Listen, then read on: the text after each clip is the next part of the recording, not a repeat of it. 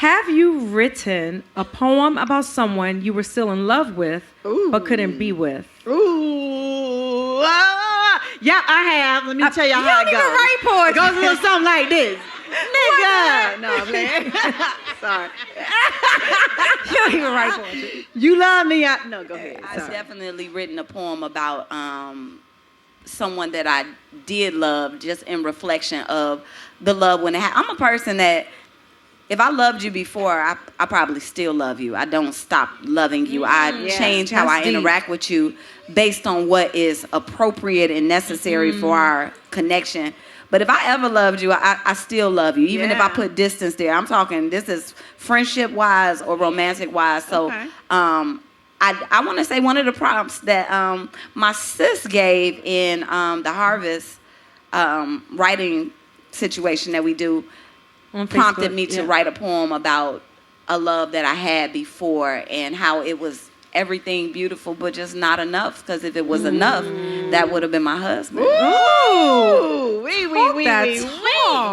I feel like most of my relationship pieces that get people so angry on social media. Right? They can't take it. I mean, they've been a reflection of me assuming, because I take accountability for what I also brought to my understanding of the situation, but not for their bullshit. Okay. But it's definitely a situation where I thought it might have been one thing and it wasn't. And I write about that. I think I have fun with those. Yeah. We like those when you write those. Yeah.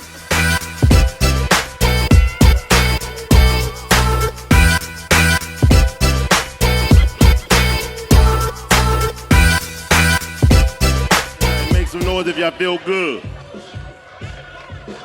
Oh man, I gotta do an energy check, man. Make some noise if y'all feel good. Let me hear how you feel. There we go. That's better right there. That is better right there. All right, DJ. Well, welcome. Some of y'all have already been here, and some of y'all have just getting here, and I'm happy to see all of you all. But we're here for the Boots2Heels live podcast. Is everybody familiar with Nikki and Miko? That's what I love. They got a couple of guests they got coming up here. And this first guest, I'm going to bring her on up. So one of my favorite poets in all of the United States and all of the world. How many of y'all familiar with K-Love? I like that. I got a small little bio real quick. We got K-Love the poet, an award-winning spoken word artist, speaker, and author, and lifetime achievement recipient, known for her raw authenticity and power throughout thought-provoking performances. She shares stages with local icons, performed for President Barack Obama. Y'all understand that? She performed for President Barack Obama. Do y'all understand that? That is something right there. Is that one of y'all favorite presidents? Well, this is one of your favorite poets. We're going to bring her on up. Put your left hand and right hand together. Make some noise for K-Love.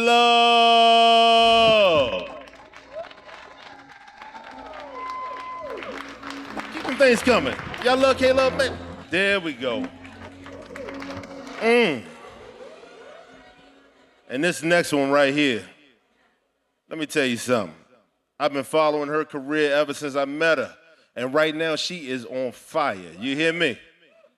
On fire. I watched that Instagram following go from 8,000 all the way up to, man, I think she might be at 250,000. Clap your hands for that. When you see that happen in real time, man, and you know that person, you really be proud for them. I got a small bio up here for Dr. Rebecca Dupas. I said for Dr. Rebecca Dupas. And company. Uh-oh, y'all hear that right there? That's her new album, which I've heard a couple of times, by the way. Fire. Dr. Rebecca Dupas has captivated audiences with vulnerable writing and passionate delivery. for over 2 decades. That's a long goddamn time. Y'all understand that? She's a 2-time Poet of the Year award winner in Philadelphia and in Baltimore, and in recently named Baltimore Legend at the Baltimore Crown Awards. I want y'all to put that left hand and that right hand together one more time, one more time, one more time. Make that noise for Dr. Rebecca Dupas and company. And these two just happen to be little best friends. You know, when I met them, I saw them together, and I was like, oh, they must be knowing each other for a long time. It's beautiful when women come together, because, you know, oftentimes we understand. Now, to the host of Boots2Heels podcast. All right, DJ. All right, the DJ love Nikki and Miko. Do y'all love Nikki and Miko? That's what I'm talking about, because why else would y'all be here? Look, I got a bio up here, but my energy on another level right here. For these two ladies, put your hands together for Nikki and Miko, Boots2Heels. Yeah.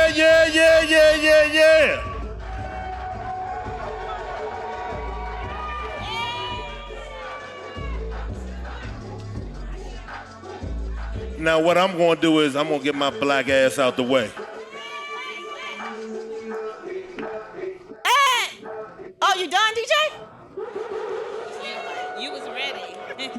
I was ready. What were you ready to do? What were you ready to do? I was about to turn all the way up. Oh, okay. All right, best friend. Anybody twerking here other than me? Oh, Rebecca, what you say? Yeah, Rebecca gonna twerk. Okay. Rebecca, do you need a little thing for your water? If somebody Yeah. could give us this little Black, can you give us this little table for her water? She got a +1 with her. Yep. Okay. She got a +1 with her, so we need to make sure she don't have to reach too far and stuff. Can we get K-Love a table, please? No. Well, one thing that Black didn't say is we are 2 best friends. Oh, they're turning their dog tags. For designer bags, baby. Period. Welcome to Boots2Heels, y'all. Welcome to Boots2Heels.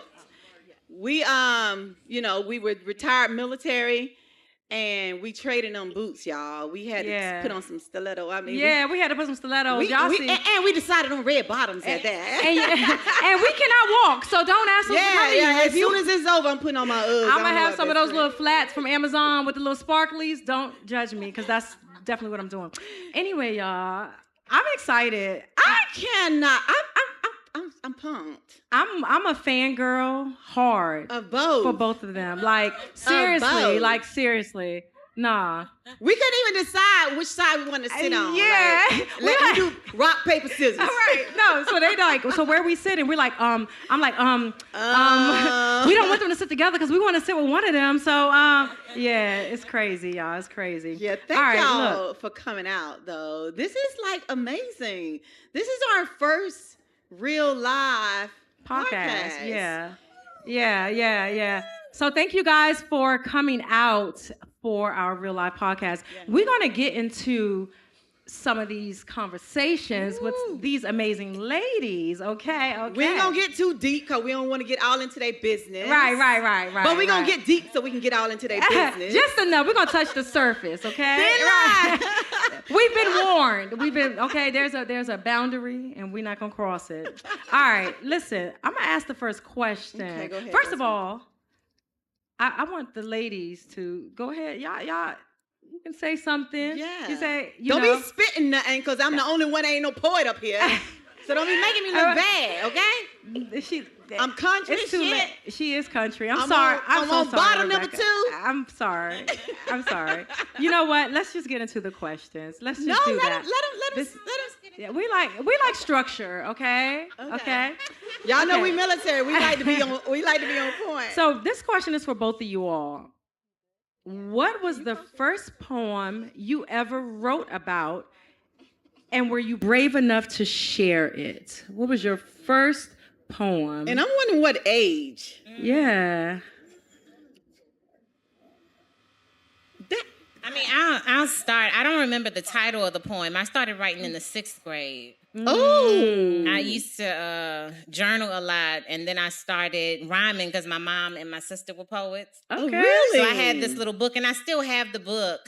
I wanted to bring it, and it slipped my mind because, Pregnant brain. Yeah, I still have the book, a little Dollar Tree book full of poems. And I think at that age, I was writing about crushes, friendships, and my father, because the separation was new to me, leaving my dad in Louisiana. So, but we used to pass my little book around at lunchtime. I just can't tell you no titles though. Yeah, Similar story. I feel like the first time I wrote a poem was somewhere between 6th and 8th grade, and I was writing to entertain my friends. Mm-hmm. I think it was called the haters game. I was talking about, in middle school, like that's a common thing. Folks was hating on you. So right. I remember it was called the haters game. Don't ask me about one line of it, but I know it was about folks hating. I love that. And I'm going to move right to the next question because I got a story before I ask the question. Have you ever been in a relationship where, he don't piss you off? And let me write him a letter. Give me a paper. I'm writing him a letter. Dear John, you done did this shit to me too many times. I'm not taking this shit no more. Okay. So my question is, do you write better when you're writing? Do you write when you're healed or when you're hurting? Because I think I was hurting that's then. A good question. And I'm writing it like, How you write? Well, since you're looking at me, folks might disagree, but I don't think any of us are healed with a D. I think we're all healing. Oh, so I'm still holding on. Okay. No, we can have different opinions on it. You know what I mean? Yeah, she's still hurting. But I feel because everybody's all right. Everybody's okay. And so, between healing and hurt, I feel like I write better when I am. I think it's both. Yeah. I think I start in one place and my writing carries me to where I need to be. Yeah. So I guess I do write better when I'm healing, and then my writing makes sure that when I'm hurting, and then my writing gets me to a place of comfort and understanding where I can talk about it and not feel that pain. Oh, it makes you heal. Writing. Yeah, I like that. I think so. I think writing is a healing point. I think for me, I write best in my reflection time of whatever it is that I experience. Like I first gotta go all the way through it. While it's happening, it's too many emotions. It's all over the place. Yeah. I might get a couple of lines or something like that, but as far as like finishing the poem, I finish the poem after I get the lesson. So if I ain't got the lesson yet, it's hard to conclude, what I'm trying to say. And I think a part of that is this ain't good. I write for myself on some levels, but I also feel like this is my gift. This is my purpose. I feel like this is God's work. So I want to make sure by the time that I put it in a format that I'm going to give it to somebody that God has signed off on it already, and it's not just my own mixed up, confused feelings at that moment. This is, what is beautiful. Like I said, I'm fangirling always. And I notice a lot of your work, for me, it really hits me because you're writing in second person. Or maybe if you're writing in first person, you're spitting in second person. And I'm like, she right. My box don't fit my goals no more. Like, I'm like, right, she right about that. I feel like you're talking directly to me, you know what I mean? And I wonder if that makes a difference. I think when I'm writing, like even when I think about that specific poem that you're talking about, it's called A New Thing. Mm-hmm.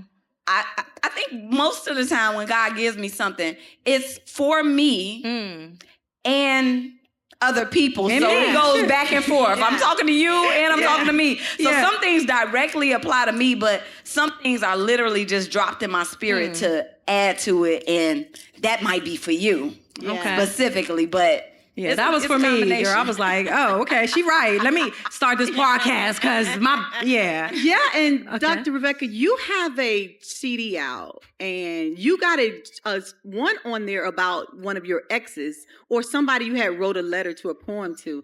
And I'm not even major big on poetry, but I was just like, God damn. Crying in the car. She don't cry when she get in the car. What was the name of it? And you can right now shout out your album. Y'all got to go check it out. This shit is fire. Like, it is fire for real, for real. Thank you. So the album is Not Without Black Women. I actually released a book in 2019 called Not Without Black Women.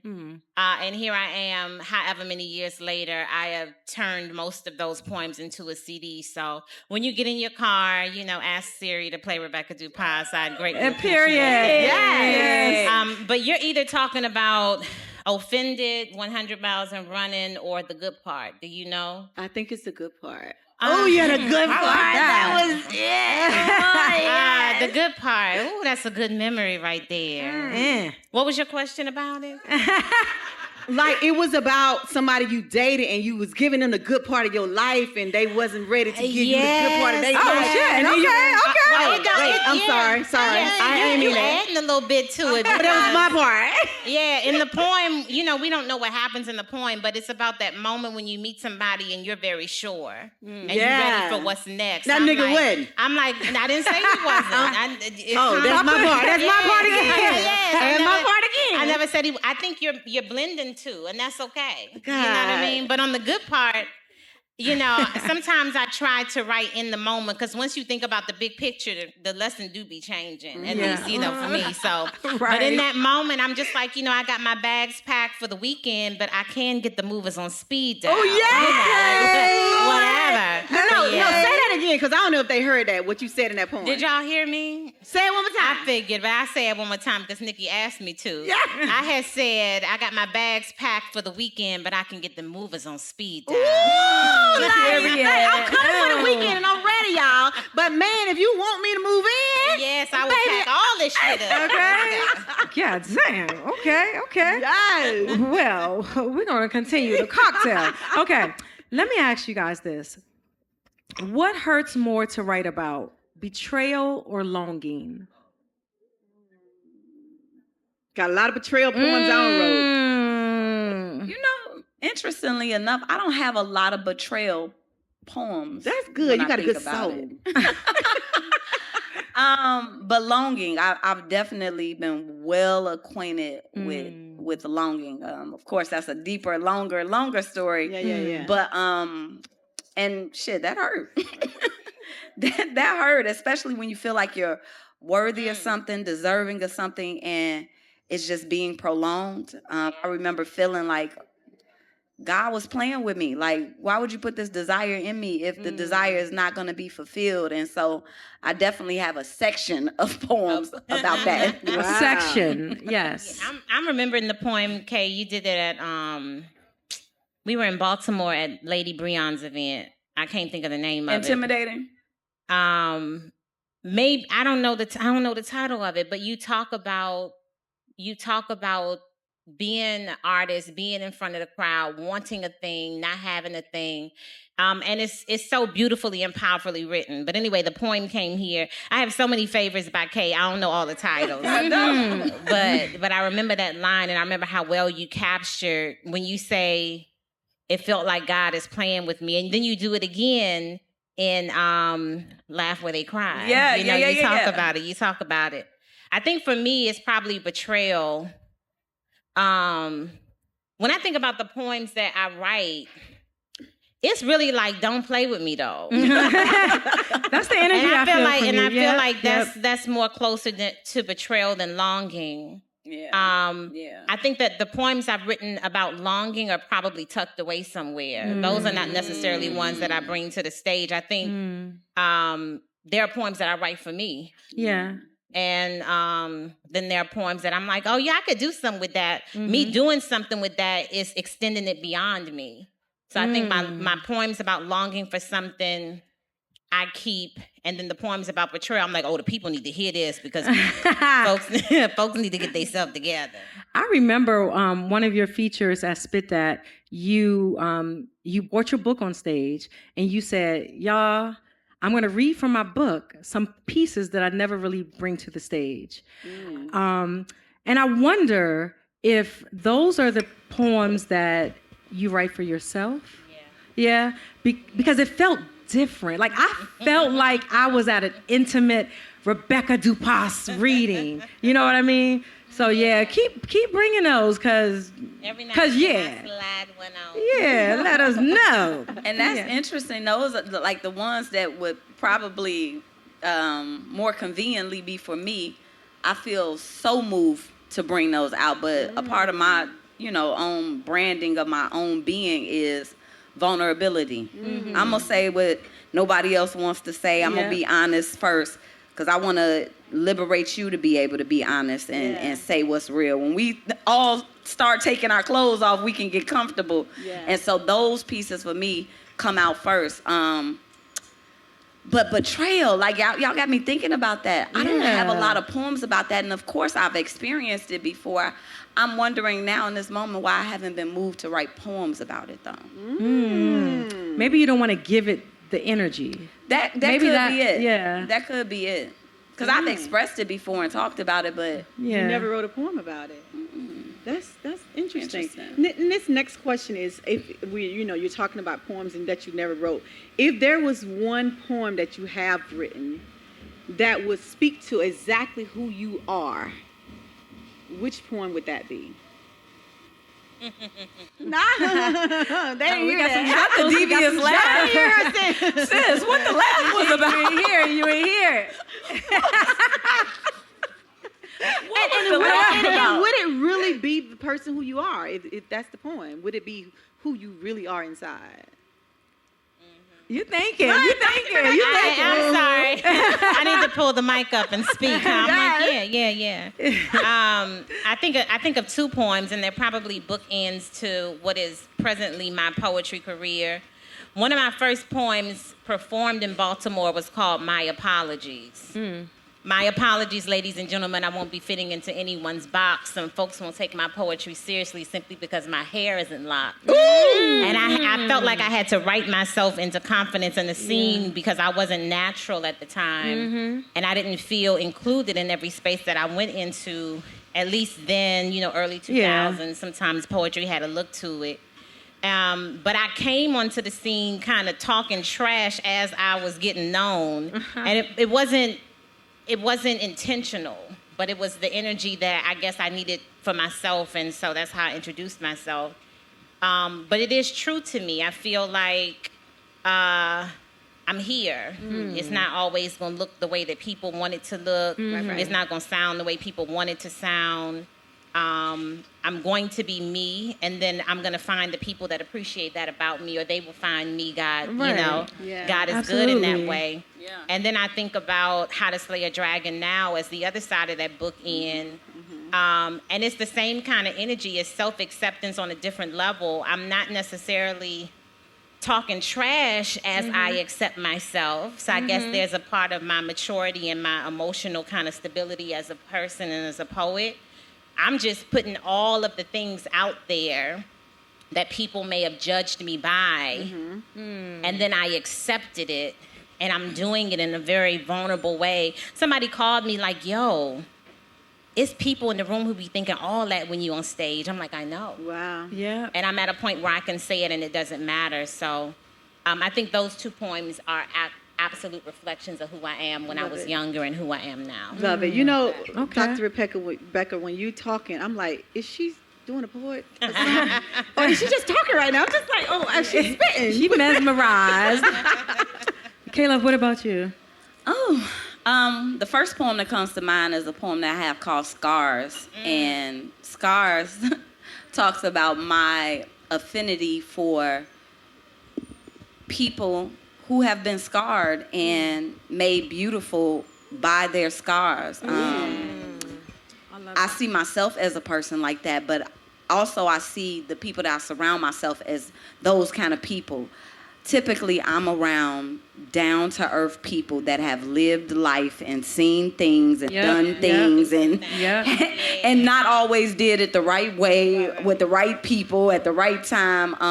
Even the clothes I wear, I like the thrift store shop. I like the thrift store shop. Oh, y'all Baby, a thrift store hate to see me coming. Okay. Thrift store But me. I love it because I love taking something that somebody else thought was garbage and showing you how it can be loved back to life. Yeah. This little jacket I got on is a little thrift store. No, I didn't know. That's cute. So that is who I am. That's how I see myself. But also that's my character. I'm a nurturer. I'm somebody that takes pride in loving people back to life. Come to me with your scars. Come to me broken. I'm going to hug you. I'm going to speak life into you. I'm going to esteem you and pull you up. So I know that represents the nurturing part of me. And then the other part, which somebody might say, well, that nurturing part is humble and, you know. But the other piece that I would say also represents me is a poem called Watch Me Work, which is a women's empowerment poem about just how absolutely amazing Black women are. Like just and it's a very confident poem because sometimes, like I said, in my humbleness and my nurturing nature, people might think that I don't know my value or what I'm working with, but I'm well aware. So if two poems had to represent me, I would have to say it would be Scars and Watch Me Work. I like that. I know. I noticed there was something. Now I'm sounding like a stalker. There was something you recently wrote on Facebook. I promise I'm not stalking y'all. But it just comes up on my timeline. It's public, right? But yes. And I said, I'll be damned. And I'm like, she's talking to me. Like, I don't care how nice I am, how sweet I am, how kind I present, and I know I'm not saying exactly what you're saying, but the feeling I got was, I don't care what you see, I'm this, I'm smiling. She ain't say don't fuck with me, but that's what I'm saying. Like, don't get it twisted. But say it the way you said it. So to paraphrase what I said, I said, I'm sweet, but it's not sweet. Mm-hmm. Yes. And the understanding behind that is, I'm kind, I'm loving, I will love you to life. Yeah.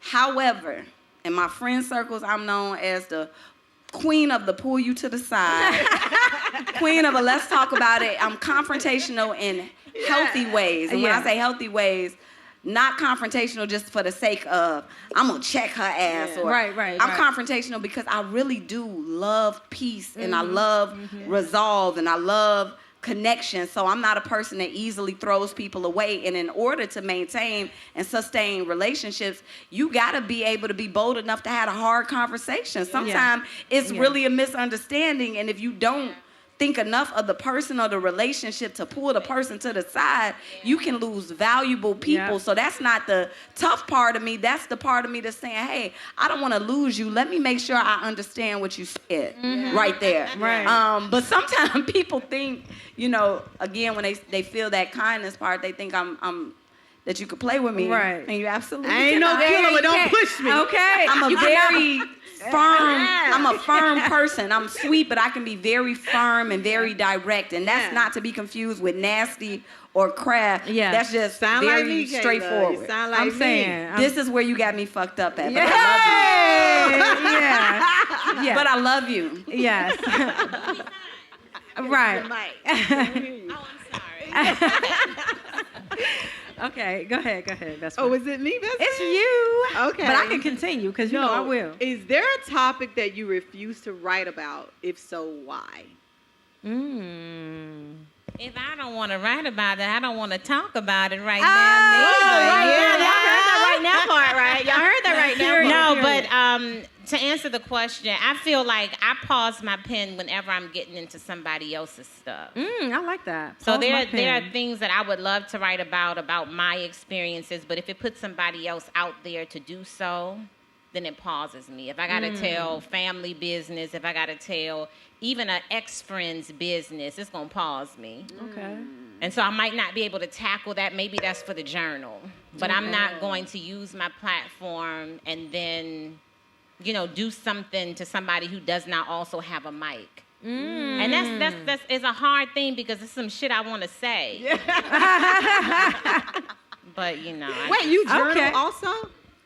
Every now and again, not as much as I want to. But okay, yeah. Okay. You too? Same thing. Yeah. Okay. Dang, I gotta get me a journal. I'm sorry I keep looking at them catfish fingers.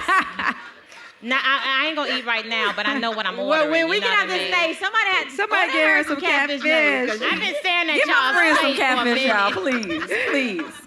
Okay. This is one. I don't know if we're going to get an answer for this, but I'm going to say it because it's on the... Have you written a poem about someone you were still in love with but couldn't be with? Ooh. Yeah, I have. Let me tell y'all you how it don't goes. even write poetry. It goes a little something like this. Nigga. No, I'm playing. Sorry. You don't even write poetry. You love me. No, go ahead. Sorry. So I got the words in my heart, but I can't write. So y'all say it. So April 19th will make 2 years of marriage for me. Oh, Yes. Congrats. My man. Okay. So in that way, I'm not still in love with anybody but my husband. I love it. I love it. Husband. However, I've definitely written a poem about someone that I did love, just in reflection of the love when it happened. I'm a person that if I loved you before, I probably still love you. I don't stop loving you. I change how I interact with you based on what is appropriate and necessary for our connection. But if I ever loved you, I still love you, even if I put distance there. I'm talking, this is friendship-wise or romantic-wise. So I want to say one of the prompts that my sis gave in the Harvest writing situation that we do prompted me to write a poem about a love that I had before and how it was everything beautiful but just not enough, because if it was enough, that would have been my husband. Ooh, wee. Talk. Wee. I see some head shaking out there. I'm not the only one that got that feeling, right? Some other ones. Wee. Okay. Because if it was for me, it was for me. It. Yes. Discreet with it. Yeah, they discreet with it. I think absolutely. I feel like most of my relationship pieces that get people so angry on social media. Right? They can't take it. I mean, they've been a reflection of me assuming, because I take accountability for what I also brought to my understanding of the situation, but not for their bullshit. Okay. But it's definitely a situation where I thought it might have been one thing and it wasn't. And I write about that. I think I have fun with those. Yeah. Yeah. We like those when you write those. Yeah. Ooh. Go ahead, Nikki. What you got? Okay, girl, I can't. Even Okay. Let me ahead, be your son. eyes, best friend. Let me be your eyes. This is a good one. What does softness mean in relationships today, especially in a world that tells us to be guarded?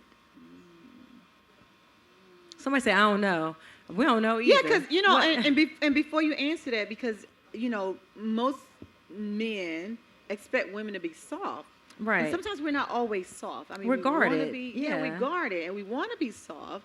But that shit is hard sometimes. Does guarded come off as hard? I think it's the confusion again with soft and goofy.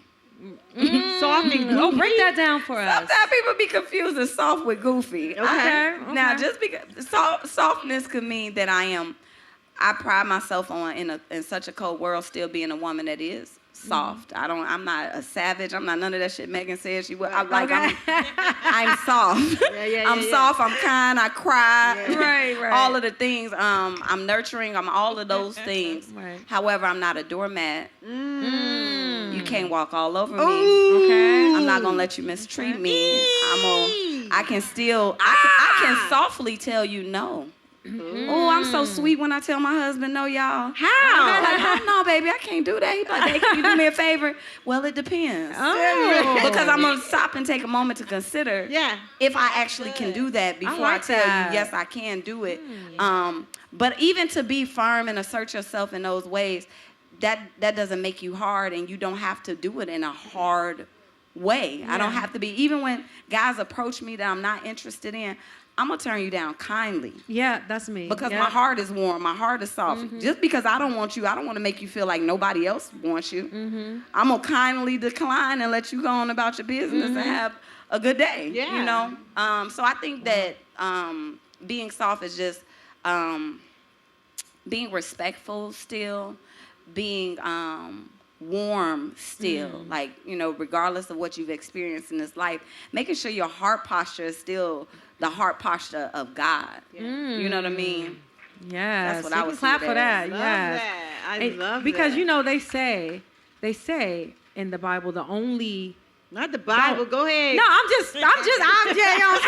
I'm with it. I'm with it. But they friend. say the only way that like God says you can divorce is if your heart has been hardened. So I think it speaks to you by saying, let's guard your heart from being hard. So let's not harden our hearts, ladies, because we got to, you know. Yeah. And I'm not holding against you what every other man that came before you did to Yeah, me in this absolutely. relationship. Yeah. I am constantly praying that I got room and capacity to give you grace and space that you deserve as a person that's here to love me and attempt to love me. So I don't want to come to you already hard because of what I've experienced. Right. Yeah, I love that. Okay. Okay, let's go, Dr. Dupas. No, y'all don't even hear it. It's interesting because I understand and I still have conflict with the term.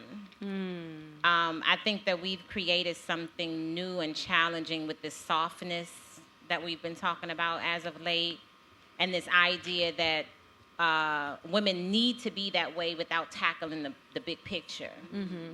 If a woman is hard, if a woman is aggressive, if a woman is whatever negative word you have for her, there's a reason that she got there. There's a way that she got there. Okay. And I think when we put the pressure on being soft, we don't deal with the healing that has to happen. We don't deal with the love that has to come to help that healing happen. And so the story is incomplete, right? Because if I walk in a room and someone assumes that I'm not soft, and then they can reject me, you know, based on that, it's a very limited interaction there.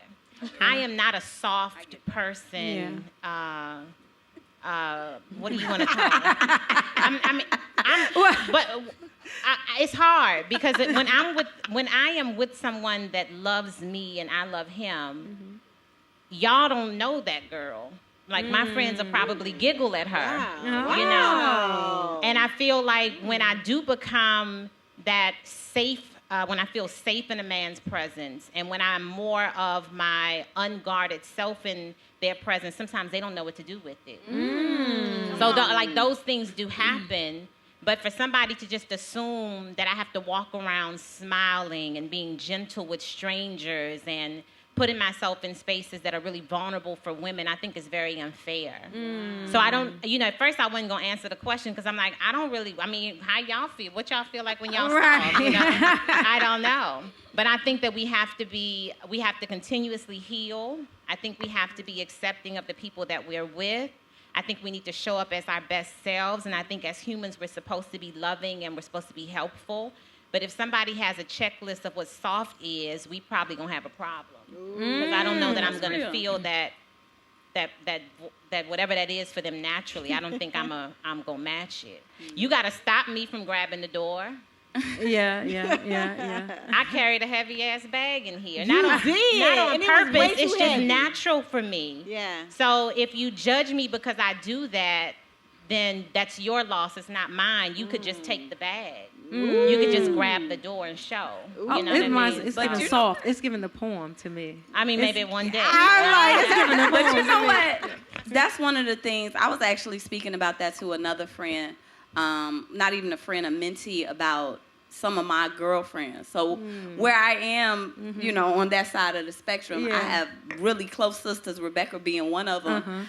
I got a nice arsenal of friends that's like, don't fucking play with me. And I am grateful for those people in my life because in those times where I need to straighten up the backbone and, you know, put my foot down, they kindly remind me, don't let them play with you.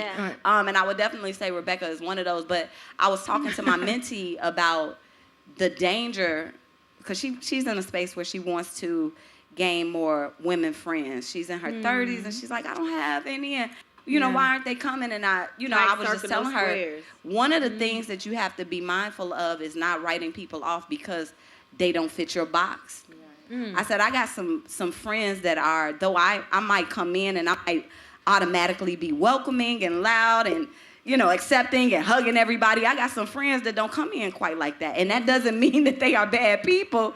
they're just different. They're a little slower to open. They're a little harder to crack. Yeah. But I take pride in being able to extend friendship that disarmed that and made them feel safe enough to be close to me. I had enough patience for it. I looked at it and didn't automatically call it standoffish. Wow. It made me curious instead of want to reject them. What's up with you, sis? Let me, let me embrace you. Let me get closer to you. You need a hug. Look what I found. And I have so much wealth in my friendships, even the friends that some people might consider hard or whatever the word anybody wants to use. I'm happy to know the soft parts of them. So You got one that you probably shouldn't play with. Yeah. And do. Yeah. and do. I love it. I'm working on my One that I soft side. slay with. Yeah, okay. I am K-Love's hype. I'm her hype man. I be getting the end of the line. I be getting the end of it. They're like me and Miko. Yeah. Y'all like us. Oh Yeah. my goodness. Go ahead. Okay, the next question is, Yeah, I know. Yeah. is closure something you receive from others or something you write for yourselves? And is closure needed or is it even important? I'm adding that part of the question. I'm just Right. saying. I don't. Oh, there's like. Not for you, best friend. I got some. Oh, yes, ladies, go ahead. I'm gonna let my sister start off. Yeah. It's supposed to be something that you give and write for yourself. Okay. That's what it's supposed to be, and it's probably easier in most situations if you would just accept within yourself that a situation has ended and be okay with it. But there's also an idea that no man is an island, a peninsula maybe, right? And so, in Andre 3000, not Yes, I. yes. But there are situations where it would be awesome if other people would take accountability for their actions because our healing would come to us a bit sooner. And when they delay it, when they deny it, when they reject it, when they refuse to be mature enough to own up to it, that's more work that we have to do. But at the end of the day, we still got to do the work. Yeah. I ain't got nothing to add. I literally would have said the exact same thing. Wow. It would be so nice if people were willing to have those conversations and help you, because there is a such thing as co-regulation in relationships, right? Where you're not just self-regulating. Somebody is assisting you with that, whether it's your partner or your friend. And again, in a perfect world, that's a beautiful thing. But what I think we all know from living this life as long as we've lived, sometimes you're going to have to do it yourself. Yeah. You and God. That's it. Yeah, I agree with that. I think it's for you guys, you write your feelings out, but for a lot of us, we just hold that within. We don't write, we don't talk, we don't share. You got to start writing, girl. Talk. Come on. Talk. Write it out. No, seriously. But you know what's just as valuable though? What if is? you got a girl like my very best friend, shout out to Deanna, all the way in Lafayette, Indiana. Deanna. She's much more quiet than I am. She's much more she goes inward when she's hurt. And I hear her when she's quiet. And so I'm the friend. I'm gonna pull it out of her. She's gonna get an opportunity to talk about it because I don't have surface level conversations with my friends. Yeah. It get real deep, real fast, Yeah. real, because I really be curious. And so in that way, she gets the opportunity to process. I love that. My friends be like, bitch, stay the fuck up. Why you going over there? She is lying. Y'all know. Then they be like, no, Y'all know she's girl, lying. No, She is girl. lying. I mean, I feel you. They go hard first, and then they soften it up and be like, dang.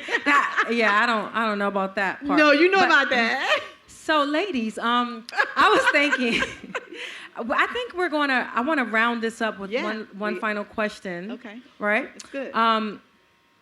Which of the seasons best describe your life right now and why? I like summer, if you asking me.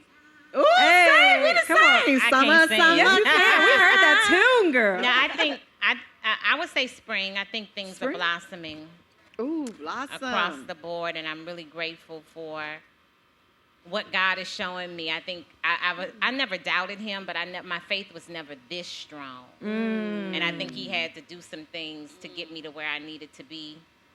And so I'm just waiting. I'm like, well, what else we What's gonna that? do? Yes, yes. And But you're a I spring would say baby. Spring. You're a spring baby. Yeah, my Your birthday is next on week. Tuesday, y'all. Yeah, Happy early birthday. Happy early birthday.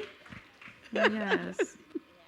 I didn't mean to cut you off. Okay. Yes. No, she's Thank spring. you. She's spring.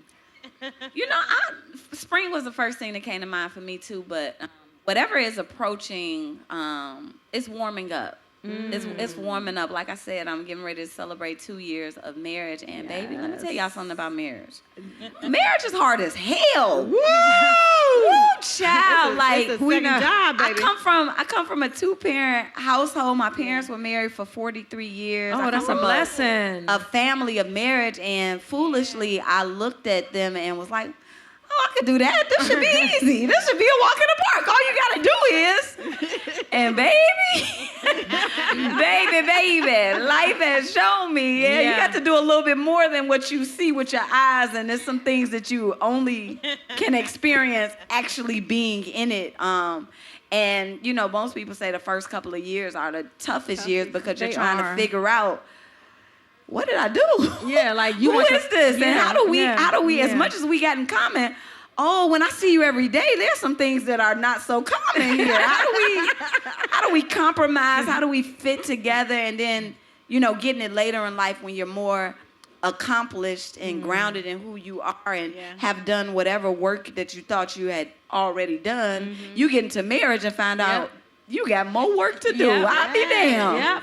Yeah, you could stand to work on this. Yes. And so in that way, I'll say it's warming up. I feel like me and my husband are coming to a place where we're understanding each other.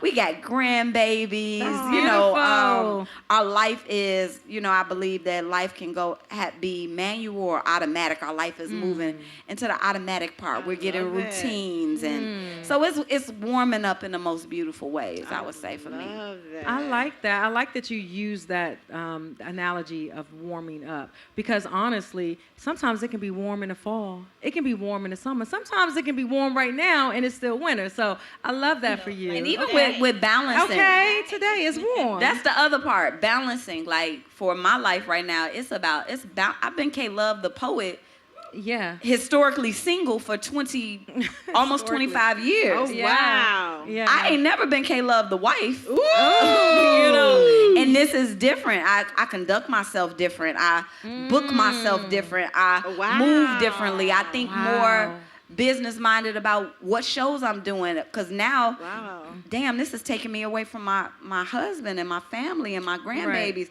The price got to go up a tad bit. You know what I mean? That's deep. I got to balance. Indeed. When can I write? You know, I'm a primary caregiver for my grandbaby.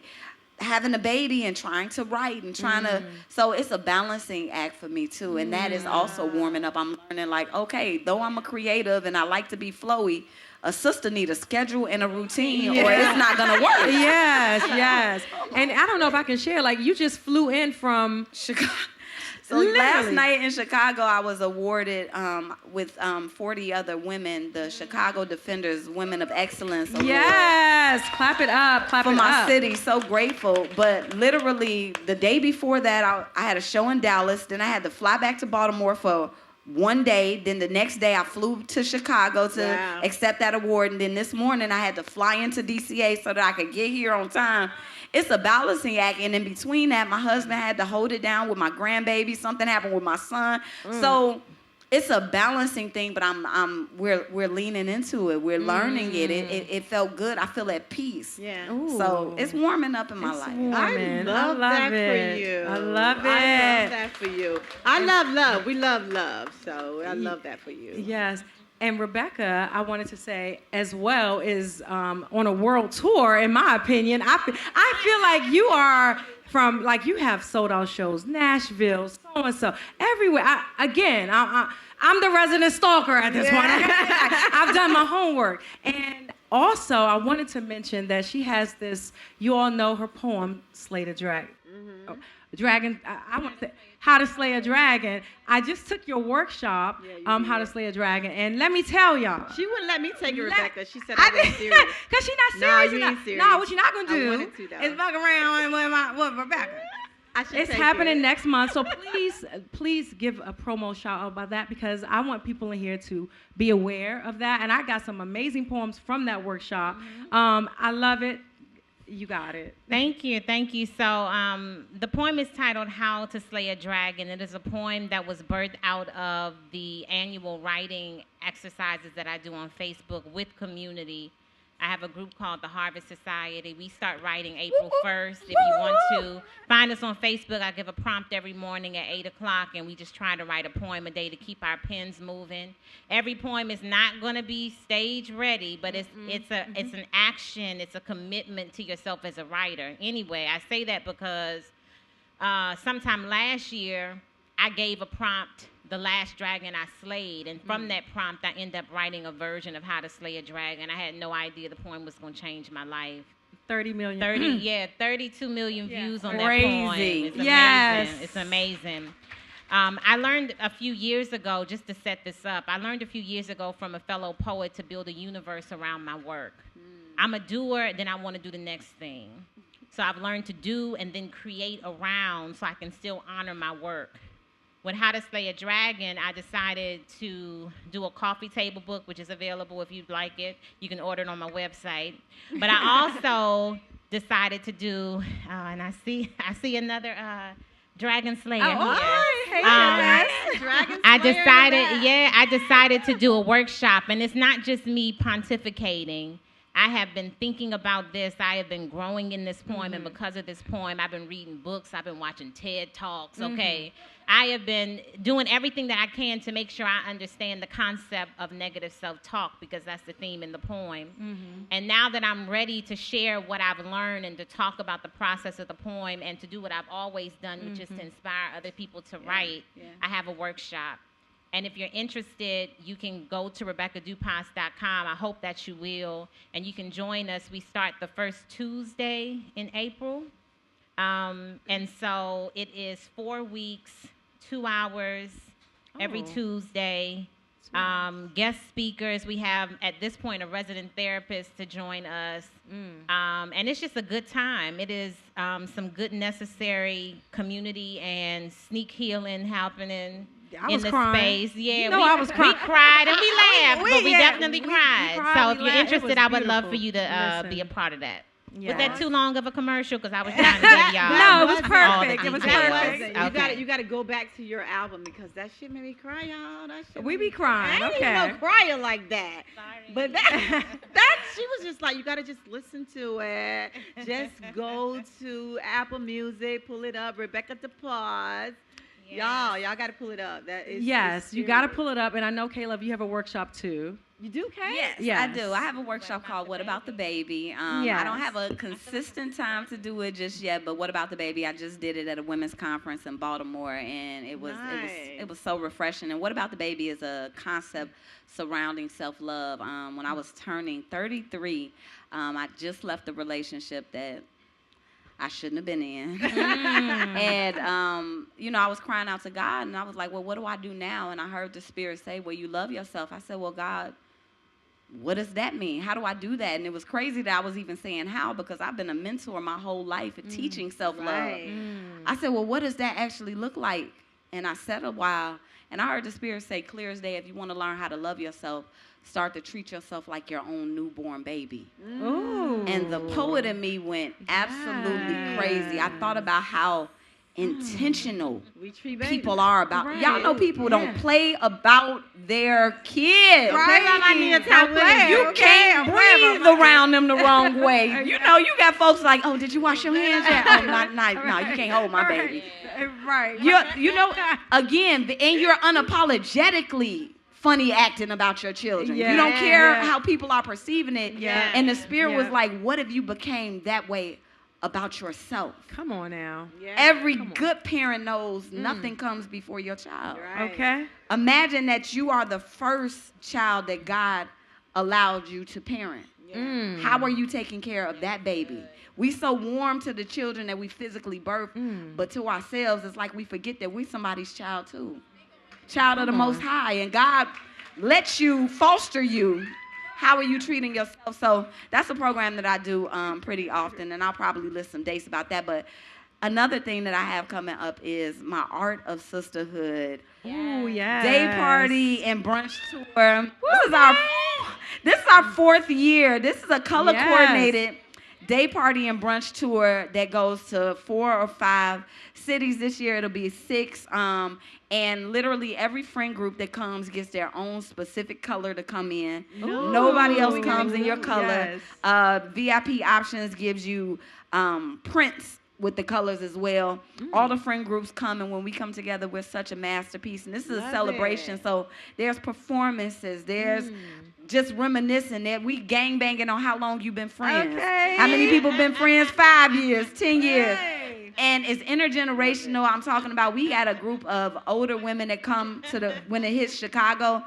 They've been friends for like 50 years, and they're showing up. Wow. And so we have a panel there that also includes a therapist, because I think a lot of times when we're talking about relationships and therapy, a lot of people are only focusing on romantic relationships, but the reason why you are not having luck in your friendships might have something to do with some trauma that you need to heal. In other areas of your life so that you can have healthy relationships. Some of the ways that we deal with other women are, quite frankly, toxic. Yes. And so we have this panel that happens, but it's a lot of brunching, a lot of fun, a lot of all kinds of things going on. So that kicks off in Baltimore in July, and the tickets are going on sale for that in May. Yes, definitely follow these ladies to get that information, okay? Yes. Yes, we please. like to thank you guys. Wait, we got to talk about them following us, because we, Nikki and Miko from Boots2Heels. Okay, all Go right. ahead. Go ahead. She the spokesperson. I'm the one that drink all the time. Okay, she okay. So yes, Who dropped the damn whole bottle on She the done stage. dropped the whole damn bottle. So listen, please follow us on. So yes, I feel like everyone in here is following us, but Boots2Heels _ on YouTube. We try and get our followers up. We just hit a year of podcasting, so we're excited. We're excited. This is our very first, so this is our second live. Our first one was Fred Smoot, but this is a real first live. Yeah. Where we sat down and talked to Yeah. some amazing women Right. in Women's History Month. I love that. And they're about to perform. Yeah, they're going to perform. Yes. So we're not about to leave. They about So to get up we're here gonna and take slay a goddamn gonna drag it up in this 10 mud. minutes. Oh, you know that one. Okay. They about to get up here and spit some stuff for us, baby and all. Rebecca, I'm so sorry, girl, because she She should have sat by me. She should have sat by I'm messing me. with her. I'm messing. I can So, feel it. you know what I'm saying? So okay, we're gonna do our toast, because that's what we gotta do. Do you have any? We don't even have nothing in our glasses. We do. You got something in your glasses. So okay, this is our toast. If you watch our podcast Y'all to get the your glasses end, up. lift your glasses up. Yeah, No matter bring what your you got, water. everything. Yeah, period. get your water. Okay. Yeah, Go this ahead, is, best this friend. is our signature It's our toast. signature Y'all gotta toast. follow us. They're going to, girl. Say the toast. I said your daggone champagne. Put that Say water down and get your No, put your water up. Put anything you have up. Okay. Y'all go to the bar and buy a You don't drink. start this Okay. damn toast. May you live as long as you want. And never want as long as you live. Bottoms up.